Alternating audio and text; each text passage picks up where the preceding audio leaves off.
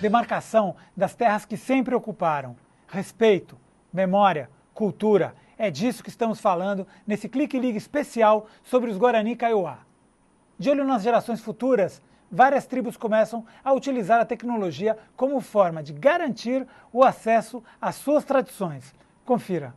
O CIMI, Conselho Indigenista Missionário, é uma organização que apoia e luta pela causa indígena no Brasil desde 1995. No link Terras Indígenas é possível acessar um quadro que traz um resumo atualizado e separado por terras homologadas, declaradas, identificadas, reservadas e sem providência. Garantir aos índios, aos povos e às comunidades indígenas a posse permanente e o usufruto exclusivo das riquezas naturais existentes nas terras que tradicionalmente ocupam. Esse é um pequeno trecho extraído do Estatuto do Índio, uma leitura que vale a pena e está disponível na aba Política Indigenista. Em povos indígenas no Brasil, conheça as diversas nações indígenas brasileiras. Apurinã, Guarani Kaiowá, Jamamadi, Juriti, Jarauara, são apenas alguns dos muitos povos listados. Conhecer e entender os hábitos, a cultura e os conflitos que envolvem os primeiros habitantes do país é entender nossa própria história. Gostou dessa dica? Compartilhe!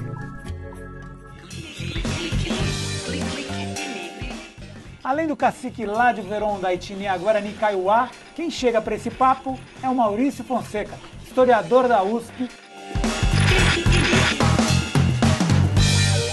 E via web, quem contribui ainda mais com essa conversa é o Anapuaca Muniz, do Web Brasil Indígena.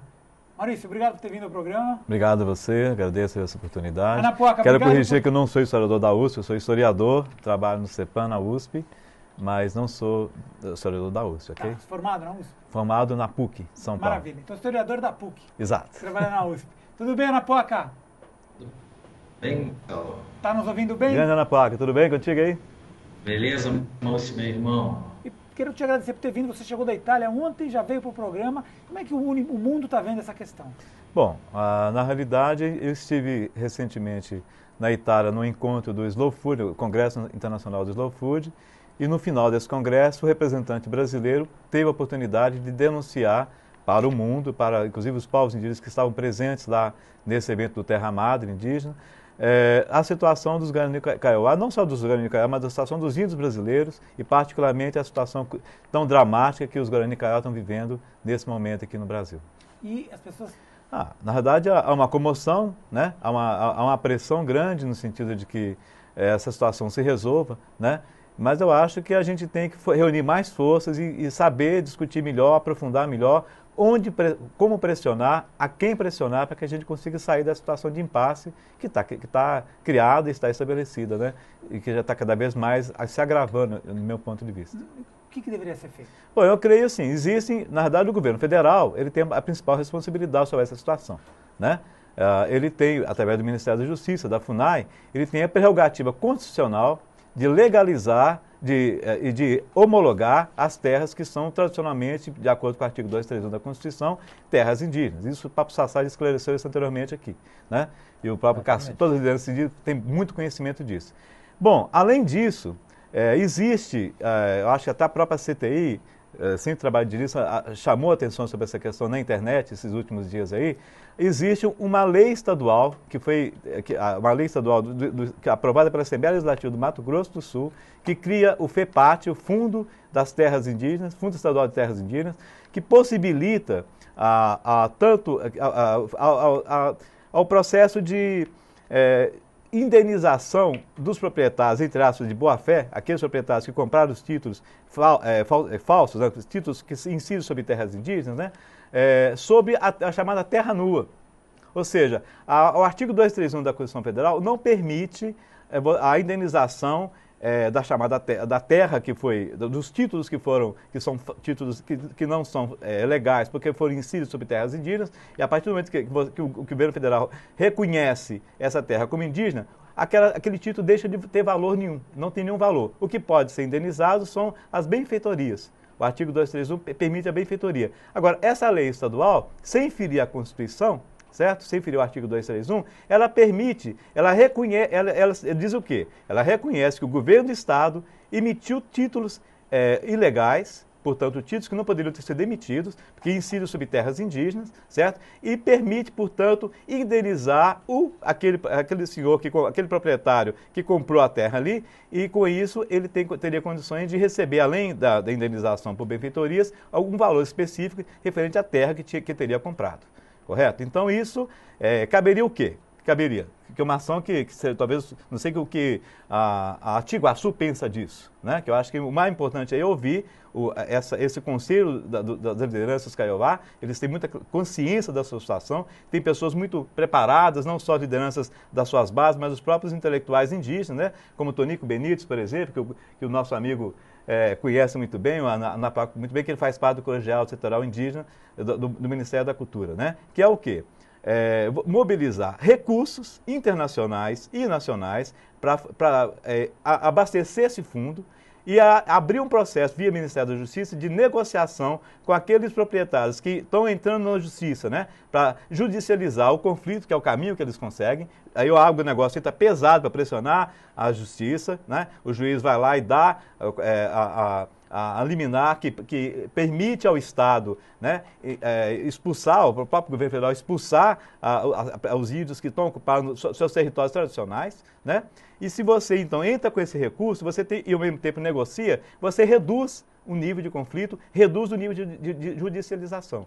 Isso é muito importante, certo? Eu acho que caberia ver se as lideranças acham que esse caminho é um caminho bom. Se for um caminho bom, a gente deveria fazer uma pressão sobre o governo, sobre a Assembleia Legislativa do Mato Grosso do Sul, sobre o governo federal, sobre o Ministério da Justiça, para que haja recursos suficientes para poder começar a aplicar também essa lei, junto com a aplicação que deveria ser feita, recursos muito mais substanciais, para que a FUNAI possa montar suas equipes, acelerar o processo, que já é lento, que tem todo um ritual até se chegar a uma homologação das terras, né, para garantir a redução progressiva desse conflito. Vamos lá, Napoca. A questão dos guaranis em todo o país é uma problemática imensa, mesmo, não só o caso dos guaranis kaiowás, mas os guaranis também do estado do Rio de Janeiro, também é muito tempo que eles não podem aumentar seu território, seja de Paraty-Mirim, seja da aldeia de Araponga, seja da aldeia de Bracuí, em Angra dos Reis. Então, assim, eu faço parte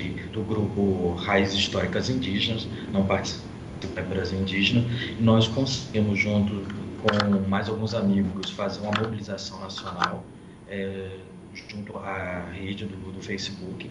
A mobilização individual existia, tanto como Vinícius Banila e Tereza Dantas, nós conseguimos organizar de uma forma que pudesse ter uma força maior dentro da rede, seja utilizando o Facebook, utilizando o Twitter, fazendo um tuitaço constantemente, diariamente os tuitaços estão acontecendo, agora com mobilização diretamente por e-mail, que nós entendemos que conseguimos alcançar a batalha relacionada aos nossos parentes Guarani Kaiowá, mas também a guerra não se finda agora, a gente tem consciência disso, nós temos consciência que as notas pelo governo são notas rasas, não atende às expectativas e necessidades mínimas para uma demarcação. Também compreendemos que é uma batata quente na mão do governo, porque há anos eles deveriam ter cumprido isso de uma forma muito mais pacífica, não poderiam ter deixado a esse ponto.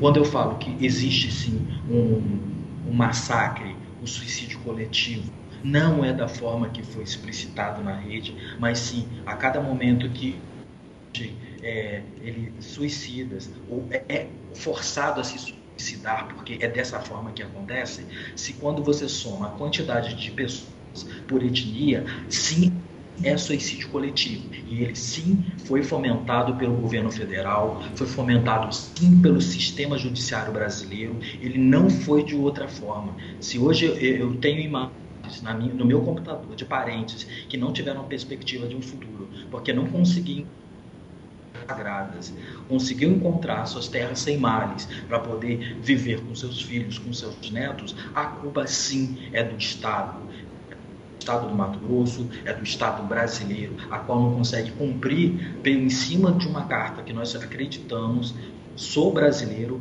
acredito na Constituição brasileira, mas o próprio governo não acredita quando não consegue aplicar ela de uma forma contundente. E assim, nós vamos continuar sim utilizando as redes sociais, como eu citei várias vezes. As redes sociais e as mídias sociais conseguiram derrubar um governo que foi do Egito. Não vai ser aqui no Brasil que nós vamos abaixar a guarda para o governo brasileiro com os nossos parentes. Nenhum parente brasileiro vai morrer hoje em diante por causa do próprio governo, porque a população brasileira está indignada, a população brasileira está triste, está chorosa, mas também está com sangue fervendo e não vai permitir que o governo da presidenta, não vai permitir que nenhum tribunal superior matem nossos parentes. Bacana, eu queria te chamar agora o cacique Ládio Veron para fazer suas considerações desse bloco, né? Eu agradeço essa preocupação do país, né, que hoje está aí na mídia, né, a nossa situação vivida no Mato Grosso do Sul, né, e eu quero dizer que é só assim, lutando que a gente vai conseguir as coisas, porque se for no papel, no preto e branco, a gente já mandou até demais, né, a gente já cobrou até demais o governo, já cobramos até demais a FUNAI, né, e quando acaba, a gente só recebe esse tipo aí, um liminar que é suspendida. Isso não vem para nós como uma vitória, isso ainda para nós vem como uma preocupação, porque ainda temos 2 áreas que ainda estão com liminar para a retirada dos indígenas. Então, é isso mesmo que a gente tem que fazer, é ir e falar e publicar a forma que hoje o índio Kaiowá e Guarani está vivendo. Eu agradeço o Brasil, eu agradeço aquele que se dói pela causa indígena, que todo, né? Vamos junto nessa luta e eu creio que nós vamos vencer.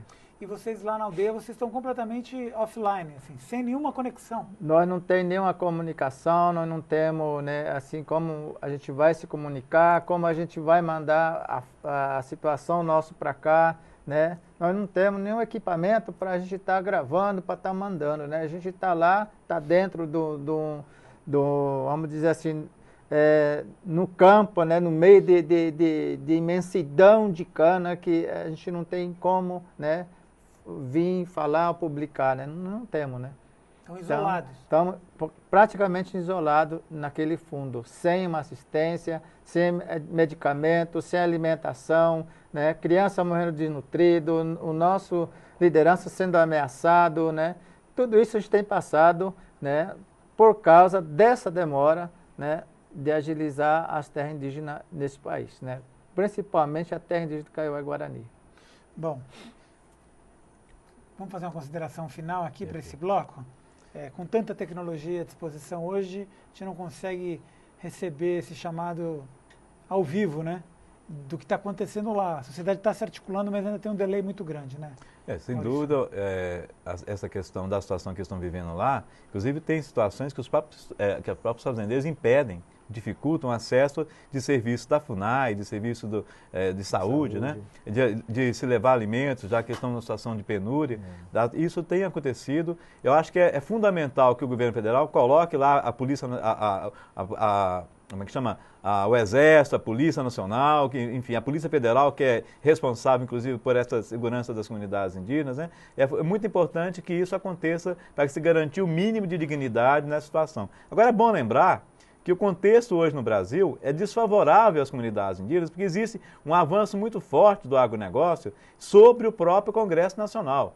Existe, além dessa situação que os Kaiowá estão vivendo, existem questões fundamentais que estão sendo decididas no Congresso, tá? Como tentativa de alteração dos direitos constitucionais indígenas, né? Como tentativa de puxar para o Congresso Nacional, imaginem só, a responsabilidade pela legalização das terras indígenas, certo? Tem questões que são fundamentais que a gente tem que considerar para entender que essa luta dos Kaiowá não é uma luta simplesmente isolada deles, mas está num contexto de risco que as comunidades indígenas no Brasil inteiro, que os povos no Brasil vivem hoje, de manter, de preservar seus territórios. Vamos voltar nesse assunto no próximo bloco, perfeito. Tá bom? Eu quero agradecer você. Indianapoca também continua com a gente. A gente faz um pequeno intervalo e volta já já.